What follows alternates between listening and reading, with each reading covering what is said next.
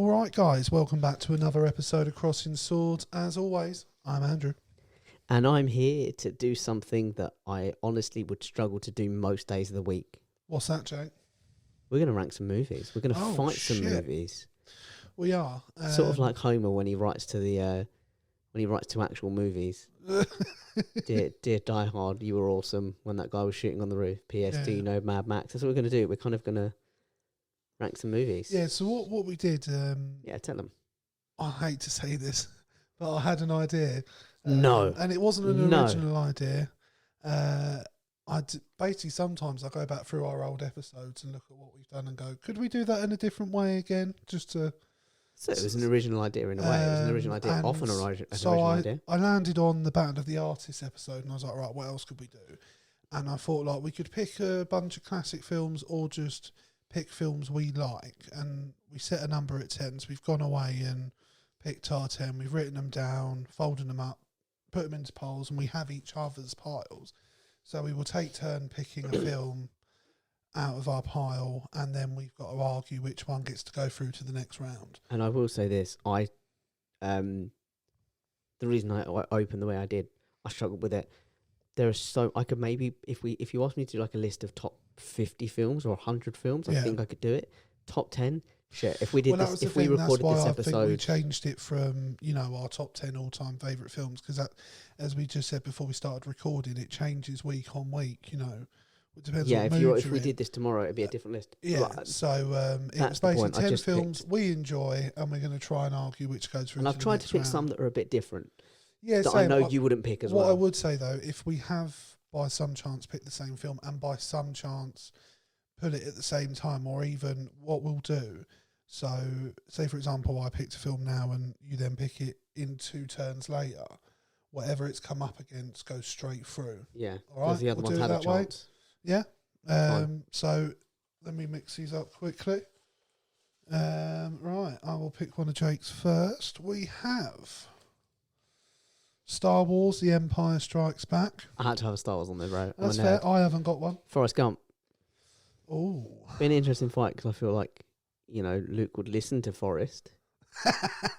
So which one is The Empire Strikes Back? Remind me. Is it his last one? The Empire Strikes Back is. Is it the last? No, I Am Your Father. Oh, shit. But I don't know if I can argue that Forrest Gump should be ahead of that film. I mean, Forrest Gump's got a lot of memorable moments and iconic moments. And I just think it was a very cleverly made film when you look at all the different points of history it covered through his life. And I really like the fact that... And it's got some amazing actors in it. I really like the fact that the kid, they got him in to do this part, and the kid did this accent, and Tom Hanks was like, well, shit, I guess I'm doing that accent now to keep the continuity. Is that what happened? Yeah. What, the kid just decided to do an accent? They asked him to do this accent. That was what he came up with. And then Tom Hanks so then he had to work. So they filmed his scenes first, and then Tom Hanks watched them back and was like, "Well, that's my accent now. I've got to try and keep it consistent." See, the thing is, and it works. It does work. It's hard for me to decide whether Forrest Gump should be ahead of that film because I loved Star Wars growing up, but it has been ruined for me by Disney. By the Disney era. So I don't remember the last time I watched a Star Wars film because I just don't really enjoy it that much. I get the odd moment like. I think of, I hear the music and I always think of Qui-Gon Jinn and Obi-Wan about to fight. The Duel of the Fates. Darth Maul. It's a great piece of music. Yeah. And I'm sure I've probably said on this pod why it's called Duel of the Fates. Obviously not the film we're talking about, but how stern are you on Star Wars? I'm quite loose on it. Look, at the end of the day, it's in there because I love it and because it's the best Star Wars film. Yeah. And I had to have a Star Wars film. Oh, do you know what? Forrest Gump dies, it goes. It's out the window, so we'll put Star Wars through to the next round. Dropped it on the floor. You dropped it on the floor. Yeah, because your parents I did not plan to have it somewhere. I did not plan to get out. Put it on the shelf above. That would have been smarter. Right, so the next one is The Avengers. Nice. It's going to be hard to beat. No, Interstellar. Oh, shit. Because it's one of your favourite movies, and I know that. No, but I've got to be honest as to whether it's actually a better film or not. The Avengers just gives me, like a nerd boy, it just gives me such vibes. The first time really they were all together, and you had Loki come into it, being Loki, I'm worried you're picking really strong, and I reckon mine are going to come out quite weak in comparison. I'm happy to sacrifice the Avengers for Interstellar. It's a very clever movie, and it's a very good movie. I'm going to push on that one. It's not my favourite Christopher Nolan. I don't know what it is I love about it so much. I think the music I find very jarring at times, and I think the idea of it sort of blew my mind the first time I watched it. And I think Matthew McConaughey's acting in it is absolutely fantastic. I like the way the story's done. Solid actor. And it's got one of my all-time favourite lines from a poem, which is, "Do not go gentle into that good night. Rage against the dying of the light." So, I'm glad that one's got through. Right, what one have you picked from? Okay. You go next. Star Trek, the first J.J. Abrams movie. Yeah. Okay. I don't know what it is. All right, should I pick yours first, or should I explain why I like it? Either. Right, we're making the format up as we go along, bro. We can do whatever we want. Part 1. Yeah, the Godfather Part 1. I'm sorry, I'll fight on there's that. There's no logical argument I can make to put Star Trek by J.J. Abrams. You tell us why Star Trek's on there, and I'll tell you why Godfather 1 goes as ahead. I said, I picked films I enjoyed. My parents watched a lot of Star Trek when I was growing up, and to be honest with you, it was never your thing. I hated it. I found it really boring. I liked Patrick Stewart as Jean-Luc Picard, but I felt overall, and it's probably because it was done by Americans, that I always felt I just didn't like it. It didn't. Well, it's an interesting thing that I think if you ask a lot of Trekkies, particularly in America, and that generally the general consensus, and obviously each person will have their own individual opinion, but the general consensus is original Star Trek is better than Next Generation Star Trek, but Picard is better than Kirk. Yeah, I would say that's fair. But anyway, sorry. But as I said, I never really enjoyed it, and the first time I ever enjoyed a Star Trek of any denomination was the first J.J. Abrams one. It's a good film. It is a really good film. I do enjoy it. Having watched some of the Star Trek shows as I was a kid, I was able to pick up on enough Easter eggs and little. And it was a good way to tie it to the original series. Yeah, and it was done a bit differently because obviously it was sort of an alternative dimension. If you know the story, it's a bit difficult to explain, but it involves history being changed by someone coming back in time. And I just enjoyed the film. But Godfather, I think, is a cinematic masterpiece. As soon as I saw it was The Godfather, I was like, right. And I'll tell you this now. And I've just put The Godfather on going through to the next round. And I'll tell you now, there's a great story. I actually don't like the film myself, but I can't. There's a great story. Mario Puzo, who wrote the novel and co-wrote the screenplay with Francis Ford Coppola. Yeah. This was his first attempt at screenplay. Okay. And so he wrote it, and obviously the part 2 was in the offing, and he'd got the bug. He was like, I quite like this film business. So he went out and he actually bought a book on screenwriting. You've told this story on the pod before, haven't you? No. He went to buy a book on how to write a screenplay. Oh, I have told it then. And they said that in the book they used his screenplay as an literally example. First page. It said, "Go and watch The Godfather" by Mario Puzo. It's perfection, and it was. That wasn't to take away. It's a good story. It's not to take away from the story. It's a very good story. Right. So should we I've got enough here. How many have you got left? Have you got 5? Listen, you put them out. I've got 1, 2, 3, 5. So what the fuck have you done with them? Have I lost some? You're going to have to recount them based on what's left. Because they're definitely not here. Are they not? No. How many have you done? 10. All right. Well, we'll just going to have to make some up. Well, no, I've got the full list. I just don't know how I haven't. Maybe they fell out in my bag. I don't know. Anyway, we'll cover that. Organised as ever on the podcast. Mrs. Doubtfire. I'm doing it like the draw for the UEFA Cup now. Number 1, Mrs. Doubtfire. Jake's one is 12 Angry Men, a film I've never seen. Yeah, it's an interesting one. Obviously, I'm a fan of Mrs. Doubtfire as well, and I think it's Robin Williams at his finest. And it's a really touching movie. It's a film very much from my childhood. It's a family favourite in my house. And I just think his performance in it's fantastic. There's so many great moments in it. Pierce Brosnan's in it. Sally Field. Drive-by fruiting deer.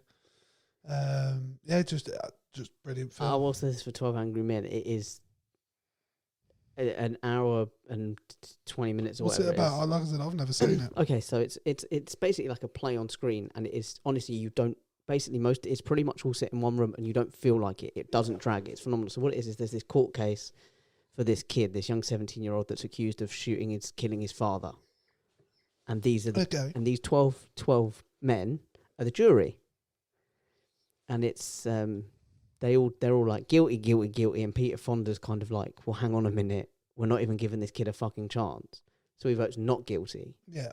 And then they go through it, and he one by one he convinces them. So one of them says, like, the knife. It was a unique knife that's only his knife, not shooting his father, stabbing his father. And he kind of proves, he goes out between sessions and he comes back with an identical knife, and he's like, well, I just bought that in the street, so it's not that fucking unique. And the guy's like, well, shit, okay, yeah, maybe I didn't think about it. And you go through it and you realise one of the guys has just got one of the guys doesn't care one way or the other. He just wants to get out of there, so he'll vote whatever the majority's going.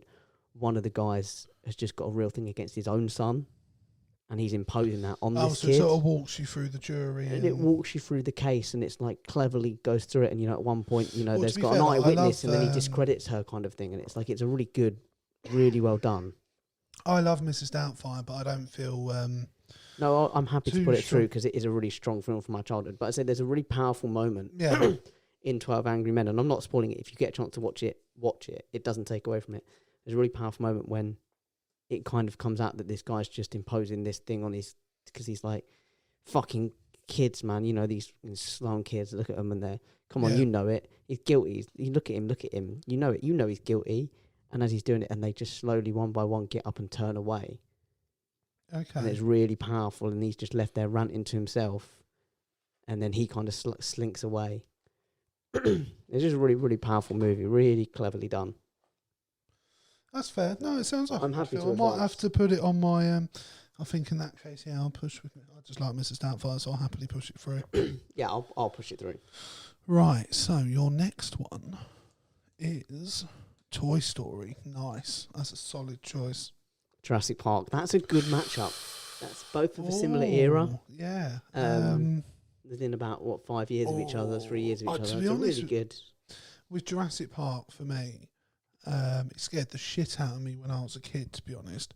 But I will never forget to this day it still gives me goosebumps when I watch it, when Sam Neill sees the dinosaurs for the first time, and you get the phenomenal music, and just a brilliant film. And it's basically doing what he did on Jaws ×2. So it's like, it's animatronics. It's taking this thing and making it scary. But it's like, imagine with that with dinosaurs, and the Velociraptors were scary as shit. Oh, mate, they were so fucking scary. Bro. Like when the kids are having to hide in the kitchen and trying to get away from... Oh, mate. Even now, even though I've seen the film before, I still get a little bit like, oh, shit. I tell you now, it always whenever I think of Jurassic Park, it always makes me think of there's a YouTube channel I used to watch called Epic Rap Battles of History. Okay. And there's a rap battle they do it between Quentin Tarantino, Alfred Hitchcock, and Michael Bay comes in at the end, and Stanley Kubrick. And it's a really good, really clever. I've not seen that one. There's a line on Spielberg, and it's between Spielberg as well, and that's why Tarantino's supposedly addressing Spielberg in this rap battle, and the line is something to the effect of, you might make like these movies, but think about this, whenever anyone asks what's your favourite Sam Jackson part, no one's going to say, what's his name from Jurassic Park? And it's always quite a good line. I've always quite enjoyed it. That is a good line. Oh, mate, Sam Jackson's been in so much stuff. He does anything, and I love that he admits that he'll do anything. Yeah, he's the smoker in Jurassic Park, isn't he? He's the smoker, IT technician. Yeah, absolutely. Toy Story, though, that's my childhood, man. My favourite childhood present was a Woody doll after the film came out. No, I go for it. Like, it means a lot to me, Toy Story. It's good. Mate, but so does Jurassic Park, 'cause I love dinosaurs. Oh, that's a really tough one. That is a really tough one. Toss a coin for it. Have we got a coin? You got a coin? No, we haven't got a coin. No, we haven't got a coin. Rock, paper, scissors. We haven't even got all the fucking films. I can't believe that. There's one over there, though. That one? Yeah, that's 3. Yeah. 4, 5, 6, 7, 8. Side of the other ones, right? Have they slid in together, or? No. They must have fallen out of my bag.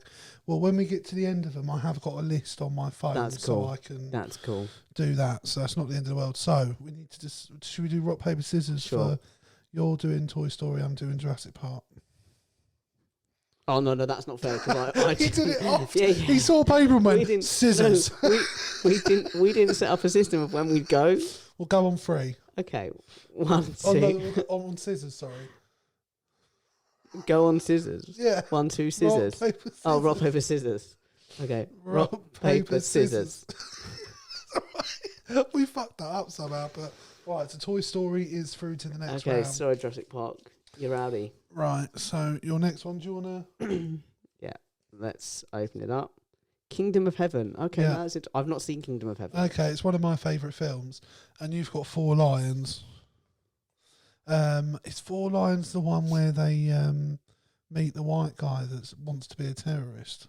Is that the same? Am I thinking of the right film? The 4 and they've got like suicide giant. bombers. I think I haven't seen the film the whole way through. I did find it funny. Like they went out somewhere and there was a joke about huge naan breads. I can't remember. Don't remember that necessary joke, but I do. There's lots of. It's me just going with. The white guy's great. You know, they're talking about. You know, there's a scene where he's like, when they're like, you're the one who wanted to leave a bomb cake outside the mosque after 9/11. He's like, yeah, and they're like, but why would you attack our own people? And he's like, think about it, when you're in a fight, punch yourself in the face to get yourself really angry and get yourself rolled up. And they're like, go on then, punch yourself in the face. Go on, we're in a fight, punch yourself in the face.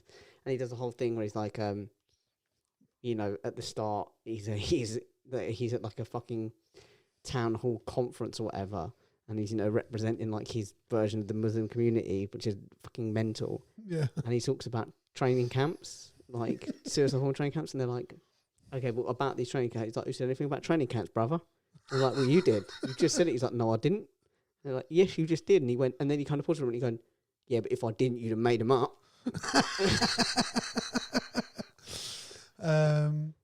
No, I haven't seen the film all the way through. I do remember finding it funny. Kingdom of Heaven for me, it's not a very popular film. It's a Ridley Scott directed film. It's got Liam Neeson, Jeremy Irons, Orlando Bloom. Oh, okay. No. And it's basically a film about a French. What are they called when they French? I think we just call them French. No, I'm trying to think that when they work with metal. Like a monger, but like an ironmonger or a. You know, they're hammering shit. The smithy. Okay, yeah. He's a French smithy, and it turns out he's the bastard son. Walks around singing karaoke and with George Michael. Jean-Pierre. Well, no, the film literally starts with his wife having her head cut off posthumously because she was a suicide. And I can see why that didn't make Gavin and Stacey. And his brother's played by Michael Sheen. He finds out he's the bastard son of a nobleman from Jerusalem, played by Liam Neeson, who knows he's obviously when you want an Arab, who do you get to play it? Or no, he's not playing an Arab. He's playing a crusader that was given a position in the Kingdom of Heaven, and the king is played by Edward Norton, and he's a leper. I was just going to say, is this the Edward Norton film? Yeah, and then when you start going through the cast, I was like, oh, maybe it's not the Edward Norton film. No, it is. It is the one. And it's just got a very good cast in it. The music's beautiful. It's got some really, for me, in terms of cinema, some really iconic moments for me. In terms of some battle scenes and just memorable moments. And yeah, I just love the film. Fair enough. No, I haven't seen it. I can't. But I know you love 4 Lions. So. I do love 4 Lions, but I'm not enough. It's the only reason I wanted it to bring it into it is because I want any opportunity. It's one of those films that I will tell people to go and watch because I think it's really underrated. Yeah. I think still not a lot of people know about it. I think more are learning about it. That's fair. I still think not a lot of people know about it, and I just want our listeners to know it's there. Go and watch it. You'll in it. Yeah, well, I need to finish watching it, and like I said, I enjoyed what I did watch. I think I fell asleep. It was at night or something, so I didn't get to watch all of it. No, but it is good. So I'm happy to advance Kingdom of Hearts because I've like Kingdom of Heaven because I've not. Yeah, all right, fair enough. Let's say I don't think it'll get past the next round. No, we'll see. Right, so your next film is Life of Brian. Again, that's not. I know that's a very iconic film. I've not. I don't know why I put it straight in the dismiss pile. Wow. But obviously, it's got iconic things like always look on the bright side of life. One thing that I always quote from that film is the scene when they do the scene of what have the Romans ever done for us, and they're like, well, other than the aqueducts and the roads and the tax and this, that goes without saying. Yeah, what have they done? And they go through all of it, and they're like, nothing. Exactly. And it's like it's still relevant today as satire. Yeah, in terms of the public mentality. Yeah, absolutely. It's still brilliant. Right, what have I put up against? You've got John Wick. Oh, this is tough. I love John Wick. I'm not willing to just concede Life of Brian to John Wick. No, that's John not Wick's an a good easy film. comparison to make. No, they're very, very different films. Oh, mate, it's annoying that Kingdom of Heaven's got through because I would sacrifice Kingdom of Heaven for John Wick. Not because... Love it. But just because, like, when I remember the first time I watched John Wick, it was a bit like the first time I watched Taken. I didn't expect much. No, fair. No one just did. Massively over-delivered for me, and obviously now he's gone on to make another 2 films, and there is going to be there's a spin-off TV series that's coming, I believe. Fuck me, who's producing this? The Rock? Probably. He might be in it at some point, who knows? Oh, yeah, wait for his character to appear in his own film. But Life of Brian, I know, is very... I love Life of Brian. It is one of them films that I will sit and rewatch because it is so good. It's really... I've still got John Wick 2 and 3, they're not the upper no. list.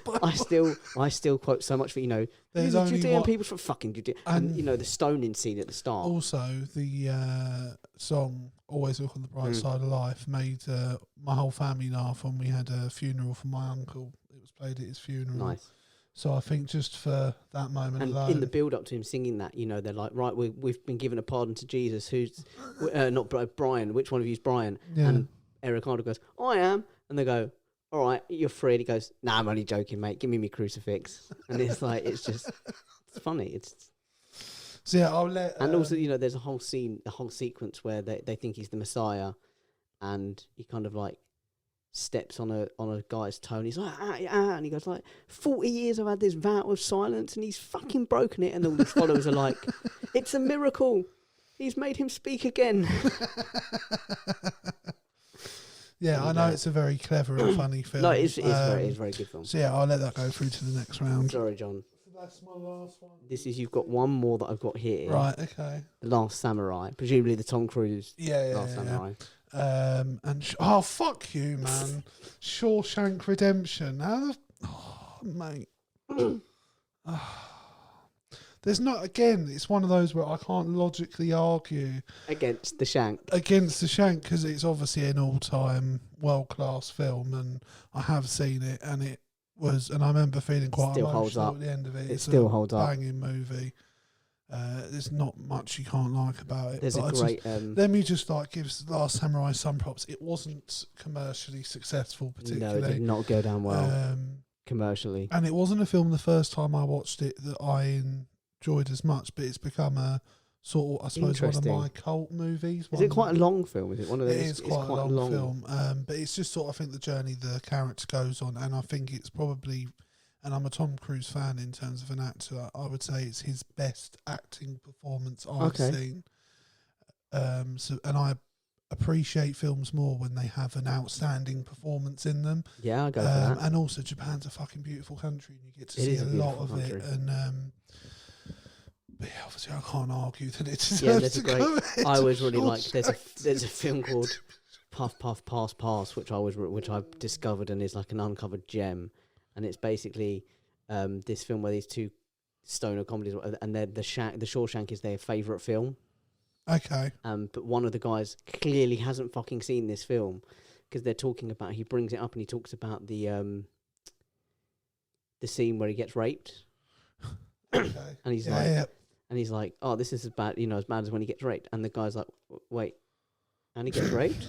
And he's like, dude, it's like a major turning point in the movie. And he just kind of goes, it only happened the once though, right? it's a really... Right, I've just realised I've looked at my list. I wrote at the top of the list 10 movies I love, and then I've written 9 movies, so it means I've counted the thing at the top. So we're still 2 down. I've got one that I have written down. Okay. That I will put against this one, and I'm going to have to pick a movie off the top of my head for the last one. Should be good. So this one is Reservoir Dogs, and my film was Gladiator. Okay, yeah, that's a tough one. That is a tough one. And I love Gladiator. And I've not seen Reservoir Dogs. It's Tim Roth, isn't it? Tim Roth's in it, isn't arguably Pulp Fiction comes up higher in most of the lists. It's my favourite Tarantino. Okay. It is my favourite. Pulp Fiction is amazing as well. And like I said, arguably that comes up a lot higher in most of the lists. But for me, it's Reservoir Dogs. But Gladiator is a phenomenal film. I'm happy to concede it. Oh, okay. Well, you haven't seen it. In that case, then yeah. But Gladiator is a great film. But Reservoir Dogs is a fantastic film. And do you know what? It's handy. Whilst you were talking, I thought about... You thought of a film? Well, because I said at the start, wasn't there, that there was one I'd missed off. Yeah. So I will go with that one rather than just picking whatever film I Yeah. So your last film... So we've put... so I know what this is now. Because there's only one left. Yeah, so Life is Beautiful, again, a film I've not seen. And Roberto Benigni, great film. And the film I chose is, if you can remember from before we started recording? Yes, The Martian. Yes, with Matt Damon. Again, a film I love. And again, it's not... I know it's nominated for stuff. And I love the origins of it. I do love that. I mean, it's a good film. I enjoyed it. Yeah, and I just think it's a very good performance from Matt Damon. It's a film I watch fairly regularly, I guess. It's a film I don't mind falling asleep to, and that sounds bad. No, I know what you mean. I like the fact that it started out as a blog and went from there. Oh, is that how he wrote it, was it? Originally, he wrote it as a blog, and he would start off by messaging scientists. Was he doing it as if he was the character? Kind of, and then he'd start off by he'd message prominent scientists in the field to say what, when he's writing the next bit, he'd be like, what's realistic, what's not realistic. Yeah, because he tried to they call it hard science. Eventually, among the community, it actually reached a level of notoriety among the scientific community that scientists were messaging him to say bit's not very... If you're going to include this is how we do it with the technology and whatever. I like that. And then it became a book, and then it became the film. Right, so tell me about Life is Beautiful. Life is Beautiful it's sort of... I mean, it's not, by the way, when I say this, so bear with me to finish the sentence. It's sort of like Prisoners, in that you go into it and you don't know what to expect. Okay. It's about, and I've spoken to you about it before a little bit, I think, whether you can remember or not, who knows? We've spoken about a lot of things over the years. We have. But it's about, he plays this guy, and it's sort of in parts. So it starts off, he meets the love of his life, and it's about them falling in love, and it's like a rom-com, and then it's like they've got a kid, and they've got a family, and then World War II kicks off, and their country is invaded by the Nazis. Okay. And he's identified as Jewish and is taken off, and she's like, I'm not letting him go without me, so she's taken off as well. What happens to the kid? He sneaks the kid along with him. Okay. And he ends up with the kid, and he's kind of trying to tell this kid, he's like, this is like a fun camp. Yeah. It's fun. It's even though he's being worked to the bone every day and whatever. He's there's barely any food, but he's giving it all to his kid, and it's really funny. There's a bit where the guy, right at the start, and the kid's hiding under the bed, and the Nazi officer comes and he goes, right, I need a translator who speaks German, and he goes and he kind of looks and goes, I do, and he doesn't speak German, so he just gets up and sort of behind the guy, he's just making fun of him and doing all this silly shit, and his kid's under the bed, cracking up, trying not to laugh, and it's really sweet. And it goes all the way through to there's a sort of a doctor befriends the kid, and he obviously knows straight away. He's like, okay, well, you're and he kind of helps him a little bit and makes it, gets him a job thing so that he's kind of protected a little bit. And it's just this really sweet movie, and it goes all the way through to the Americans rolling through and freeing the camp. Well, you've been generous with me, so I'm happy to. It is honestly concede and let that through. It's one of them films that you've probably never heard of because it's an Italian film. You know, Roberto Benigni. I think he won the Oscar for it, actually. I think it won... I mean, the name rings a bell. I just haven't seen it. But it is, honestly, go and watch it. It's seriously, it's hard to describe it and give you an idea of what to expect, but it's a really beautiful movie. Yeah. Definitely go and watch it. Right, cool. Well, what we'll do for the next round is I will mix... Well, should we just chuck them all in one pot now? Okay. And pull them out? Because I think we're at that point now. I'm mixing Jake Pad. Okay. Guys, movies. You love movies. You like movies, right? I like movies. Right, you can stop padding. I was just getting to the good bit. Film number 1 for the second round. Kingdom of Heaven. Movie number 2. Which we know would have already been sacrificed for John Wick, so it's hard to argue against anything. Wow. It's hard to argue against it because you've already fucked it off for John Wick. So I imagine it'd get fucked off for Toy Story. Yeah. All right. Toy Story through to the next round. I didn't even need to discuss that. I don't think we do. Right. Next one. Star Wars: The Empire Strikes Back. This see if I can pick one of. See, Star Wars is a really personal film to me, and I really like it, but I think it's not going to hold up against whatever it comes out against. Mrs. Doubtfire. Oh, I don't know. I don't know if I could face Star Wars getting knocked out for Mrs. Doubtfire, but I can. I can. No. Do you know what? No, I think Mrs. Doubtfire. It means more to the pod. You know, it's arguably not, but there's so many other Star Wars films. In the same way that you sort of said you've got John Wick 2 and 3. You've got the others to fall back on. I've got so many other Star Wars movies and shows. Oh, mate, you're gonna have Star Wars coming out the wazoo for the I'll rest be of your alright. life. I'll be all right. Right, so Star Wars is gone. Right, next film. Life is Beautiful. Up against Interstellar. Well, I'm sorry, mate. I know you'll fight on this. And I'm just, I can't let this go down without a fight. Just know that. That's fair. I just think for me, as I said, because I haven't seen it. It's one of your favourite films. I can't Interstellar put it as well. above, I know that. Interstellar for me. Although I'm sympathetic towards, I don't want it to sound like I don't care about the Holocaust or Jewish people and their problems, or past problems. Imagine if that was the takeaway. If they were like, listen to the pod, a bit anti-Semitic. No, but the thing is, though, I have views on certain things that would get me labelled, despite the fact it's not anti-Semitic in the least. But I'm not going to go into. You're going to get us cancelled, bro. I ain't going into it now. They took Jeremy Corbyn down. They ain't taking me down. Oh, Jeremy Corbyn. I will say this: it's a very it's a 90s film. It's a very late 90s. Point out, it's a very interesting take on a Holocaust movie. Okay. There's been a lot of war movies and Holocaust. If it had been Schindler's List, I'd have let it go through. I'm just saying out there's been a lot of Holocaust movies and war movies and they're all generally follow the same tone. I tend to not watch them. Because of the matter, they follow the same tone. This is such a different thing. Yeah. And it's a more fun take on it. And I know that's a weird paradoxical sentence. I get what you mean. It's a fun take on the Holocaust. Well, no, I don't think it's a fact. I think it's to show that there is always beauty in life is beautiful. That's kind of the point of it. Yeah, that there is always something. There's a silver lining to everything, or there's bits of joy to be found in the most horrible circumstances. It's the ending. Not to give anything away, but it's a really bittersweet ending where you feel both really, really sad and upset. Yeah, but sort of happy at the same time. Yeah. It's a really beautiful movie. I know, but. I know it's never going to beat Interstellar. So just go ahead and put Interstellar. I have a feeling Interstellar's going to get knocked out. Just put it through. All right, I'm sorry, bro. Couldn't let it go that far. No, that's completely fine. I can understand that. Right, so what I'll do is I'll make the next one The Martian. Okay, Martian. Against Godfather Part 1. Well, hang on, did The Martian go through or did The Martian go out? I think it went out. The Martian went out to Life is Beautiful, didn't you? Well, I've got an odd number here. Have you? Wait, did we put Gladiator through? Yeah, we put Gladiator through. Right, so that's the other missing one. Right, so this is Gladiator against Godfather Part 1. I'm sorry, Russell. I'm sorry, Ridley. Oh, do you know what? It's so difficult because I really didn't like one of the most famous portrayals in acting ever. I found intolerable and turned off.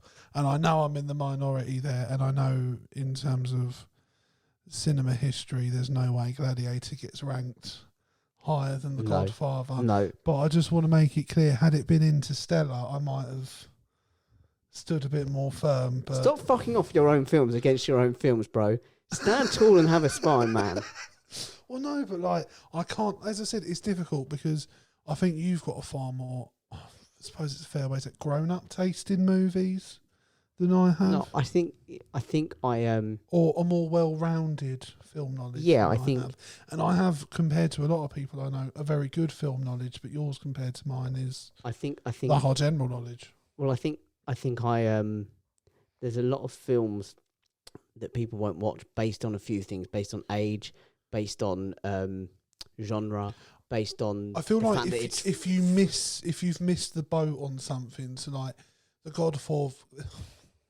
Godfather would have come around again at some point, which is probably where you picked up on it, and there's a movement behind it. Whereas I feel like if you missed that, because it was so long ago, it's difficult. Well, my dad showed The Godfather, and I tried to watch it once years ago and hated it. I just genuinely couldn't get through an hour, and I was like, "This is shit. How is this one of the greatest films of all time? Oh yeah, this is bullshit." Then I watched it again when I was a little bit older, Yeah. and I was like, fucking hell, I this can't is brilliant. remember when I This watched is a it. It brilliant must have movie. been more than 5 years ago, but I remember trying to sit down to watch it. I think perhaps on your recommendation, and I found it a very difficult watch, and I just got bored and watched something Just everything else. from the moment, from the start all the way through when he goes to Italy, and it's just a really, yeah. But I cannot argue that Gladiator deserves to go through above it, so The Godfather goes through. What Gladiator does have going through it is it managed to be a phenomenal film, despite the fact that they did not have a complete script when they started shooting it. Yeah, and Russell Crowe said it's not something he would recommend doing very often. But it's definitely one of my all-time favourite films. I think his performance in it is fantastic. I find it really sad when you see certain actors like sometime on, like Brendan Fraser, Russell Crowe. Have you seen him recently? I have. Yeah, he didn't look fighting fit. That's all right. We didn't want him as a guest on the pod anyway. Oh yeah, like that was going to happen. Right, so the next film is Life of Brian, and I don't imagine Life of Brian will get far. Versus, but I love it. Shawshank. Okay, well, yeah, Shawshank. I love Life of Brian, but Shawshank is Shawshank. Yeah, and as I said, I've not seen Life of Brian, so I'm not going to argue against that at all. So Life of Brian is gone. Shawshank goes through. So we're now down to the quarters. This must be the quarters now, or the semis, maybe. We didn't even start with a full list. Who can tell what round we're at? Well, do you know what? I think it adds to the charm of the podcast, the fact we're never prepared. Oh, 100%. It's our niche. Well, that's how I choose to see it anyway, whether that's the reality or not. Yeah, so every day when you're like, shouldn't I do some research with the pod? You're like, it's the charm. It's the charm. I don't need to. I'm just going to show up and be me. Right, next one, Toy Story. And also, can I just say, I when I wrote the list, I didn't do it deliberately to like try and mug you off. No. But I was well aware that there'd be a few films on there that you hadn't seen. Yeah. That you wouldn't have seen. Right, so the next one, Shawshank. Shawshank come that strong. It's hard. I mean, the only way we'll get an upset really is if Shawshank comes up against Godfather. Yeah, well, I'm hoping like Interstellar avoids the big hitters right up until I know the end. we're at that point in the competition now where you're like, do you want to take on the big boys and really pull a scout? No, or do you just want to stay with it? You want Oxford United. Yeah, I want AFC Wimbledon. You want Wimbledon. Yeah. Right. I can't argue that Toy Story belongs above. And actually, it wasn't one of my films, but Shawshank obviously has to go through to the next round. Toy Story is a really special place in my heart. Right, so Shawshank is through to, it must be the semis. Mrs. Doubtfire. Right, this could be interesting. You can ask Jake, I am trying to do this fairly. I'm not looking at the papers. He's made eye contact with me the whole way through. No. Oh, Godfather Part 1. So what are we missing, bro? I'm missing a film here. I've got another number. This is so well organised. We're missing one again. Yeah, Godfather versus Mrs. Doubtfire. I guess whatever's left gets a bye.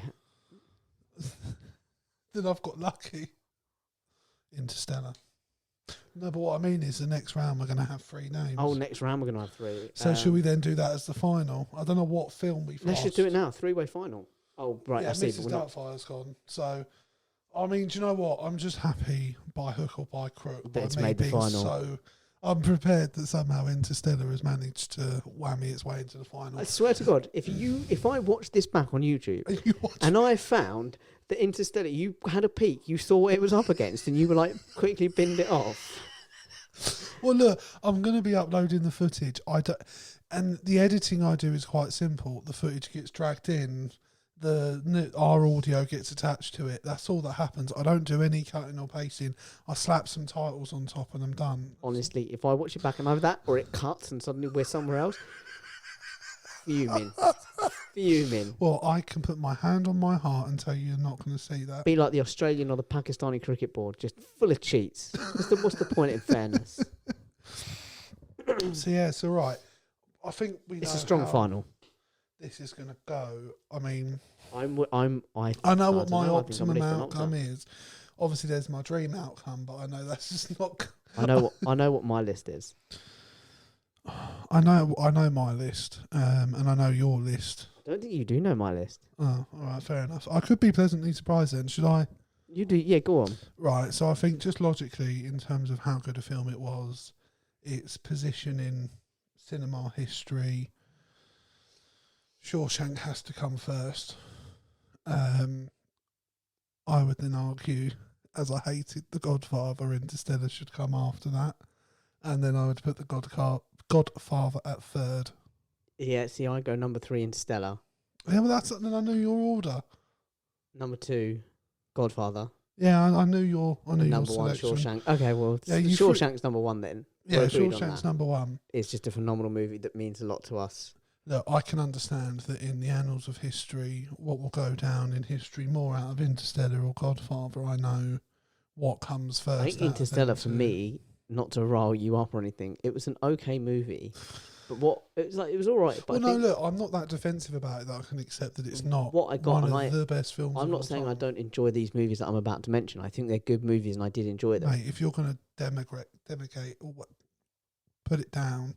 But from Inception onwards, you kind of got this vibe from Christopher Nolan that he wanted to be like, I'm the smartest man in the room, and you don't understand my films. Yeah. The fewer people who understand it, the better. And it's like, calm down, Chris. You're making a movie, mate. Just fucking make a good movie. One thing I would say is in the making of Interstellar, Christopher Nolan had some.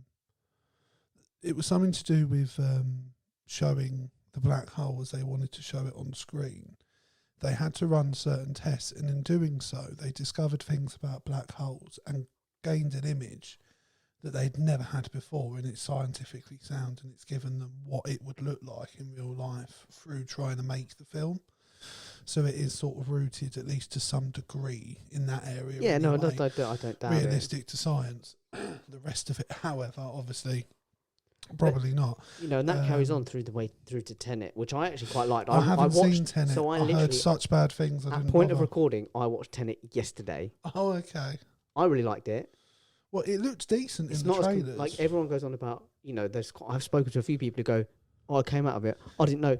Honestly, has it got Chitwell? Is it Chitwell Ejiofor? No, it's Denzel Washington's son. It's they look very similar. Then I thought. No. Oh no. You fucking racist. How dare They don't look anything like each other. Have I done Gavin Williamson? You've done. Jesus. You've done a Gavin Williamson, bro. Well, look. What I would say is we're recording back to back, so it's been a longer session. What I was going to say is I liked it. I think it wasn't nearly as confusing as people made out for it. I thought it was a really simple thing to follow, and I thought it was really clever storytelling. I think it's an easy label to throw at Christopher Nolan that he does confusing stuff. So I think if people don't, but I think there's definitely a thing of I feel like he's really pleased. The fewer people understand the movies, the prouder he is of his movie. Well, I think he thinks that makes it clever bigger and better in history. That people, I'll admit, at least with Inception, he still never clarified. He wanted it to be left. I mean, I like that. I like when films leave it open to it interpretation. means by the something way, different for every person. I love that when films do that. And although it was incredibly frustrating, I love an ambiguous ending. I do and I don't, because I love that film, but I wouldn't want that in all of my films. Do you know what I mean? Sometimes. Yeah, but like, I think if I started watching more and more films that had that sort of ending, I'd get a bit cheesed off. I'd need more payoff. But as a occasional thing, I think it is an interesting comparison between our two movies. I think I'm not saying one's better or worse, by the way. Please don't. But I do think there's so many snobs in the world. I'd hate to come across like a fucking snob of this shit. But I think you tend to watch a lot more blockbusters than I do. Quite possibly. I think because I spent a lot of time watching a lot of crap films, and I feel like as I get older, I don't like wasting my time. But that's how I feel about a lot of blockbusters. I'm like, when they've come out a while, and people 2 years from now, because when they come out, it's the same with TV shows. People big them up like they're the best thing. Yeah. I'm like, if in 2 years, when you've had 2 more best things, it still holds up. Yeah, I'll watch it. That's fair. I mean, look, I think also my relationship with films was I went to the cinema a lot with my dad, so we watched a lot of blockbusters. Yeah. Throughout my childhood, so I guess it's just carry on. It's a continuation. It's what I enjoy watching. I'm not a big indie movie fan. I've not seen a lot of indie movies. It's not my. So normally when something's a smaller production, it probably doesn't catch my eye as much. Like, I've never seen Moonlight, that film that came out of nowhere. Was it Moonlight? Yeah, won the Oscar. To be fair, I've not seen Moonlight yet. So yeah, those sort of films, I guess, don't really appeal to me, to be honest. I do like bigger budget movies. I think that is a fair observation. Yeah. I can't really. And I always think my view of it, and this does make me sound like a snob, but I don't mean it to, is that generally a lot of bigger budget movie are really kind of lowest common denominator. They don't care about a good story. They just want to look glossy. Yeah, and I think that's fair. I think the bigger films I tend to like the most are films that I feel, whether other people agree with me or not, have the story. Have that for me. Yeah. So films like Kingdom of Heaven, I think as a film overall, in terms of the areas of the world you get to see, the different actors that are in it, the overarching storyline, and I prefer longer form of media in all media. So I like my podcasts longer, I like films longer. I like TV shows to be longer in general. I'd far rather have a longer episode and less of them than... Because I sometimes, quite a lot of the time, I'll watch... I can't think of any examples off the top of my head, but recently, like in the last few months, I've watched at least 2 films. I can't think what they were, but I've enjoyed them. But my biggest criticism was... They were too long. They didn't need to be that long. You could have got all that story and the emotion and the story well, no, absolutely. And I think, all in, again, you know, like an hour 45, an hour and a half. It didn't need to be 2.5 hours. Will suit being shorter. Comedy films, for example, there's only so much you can pull out of a comedy story, in my opinion, so a longer form one wouldn't work as much. But a longer form horror film, I think I'd prefer. Yeah, I just think in general I prefer them longer, and as I said, I pick out films that I feel give me that thing you were talking about, the character and the story, and Interstellar. And also I like, if I feel a film has got the casting right, that instantly makes me like the film more than if the story's off. Yeah, sometimes you can watch a film and you just think that's so horribly cast. Yeah. Like, I'll tell you now, it hasn't come out yet, but recently, you know, it's been announced for the new Mario film, Mario and Luigi. Oh, they... Like, garbage casting all the way through. Mario? Fucking Chris Pratt. That was it. And you got Jack Black as Donkey Kong. I like Jack Black. I mean, I like Chris Pratt, to be fair. He's great in Parks and Rec and Guardians and that. But, like, be fair, that is garbage casting. And I will not watch that film on principle of the cast. I wouldn't have watched it anyway, to be honest. If it comes out and it gets rave reviews, I might. I like big films, but I don't like the ones aimed at younger people nowadays. I did when I was younger, obviously, but now they just don't really... Well, I'll tell you a film that nearly made my list that was on my backup of list. So the two that I was like... thought about, well, one of them was Die Hard, because I thought it kicked off the action genre in a whole new way. Yeah. And it's kind of become the new archetypal action movie. And I think they've definitely become a cult following. Oh, huge time. Films. I love Die Hard. Big question, is it a Christmas film? No. Wrong answer. Yes, it is. Number 2, Up. I've never watched it at Christmas. That's the reason I said it. Seen. No! What? I know, I've never seen it. I've never seen it. Bro, that's more sacrilegious than just about any film on that list that you haven't seen. It's not as sacrilegious as choosing You Know My Name as the better song, or the worst song as Writings on the Wall. No, I'm sorry. Up. You have to watch Up. Honestly, you won't be disappointed. But it's like I got made to watch Wall-E recently, and I heard everyone rave about that. You didn't like it? It was alright. Like, don't get me wrong, it was a decent film. But it didn't do much for me. Up, just the opening sequence in Up is worth it. I think I've seen it. Is it the heartbreaking montage of like him falling in love? She gets older, dies, and he becomes a miserable old wank. It's a phenomenal love story in 3.5 minutes. Yeah. And it is. And the music matches it. But yeah, no.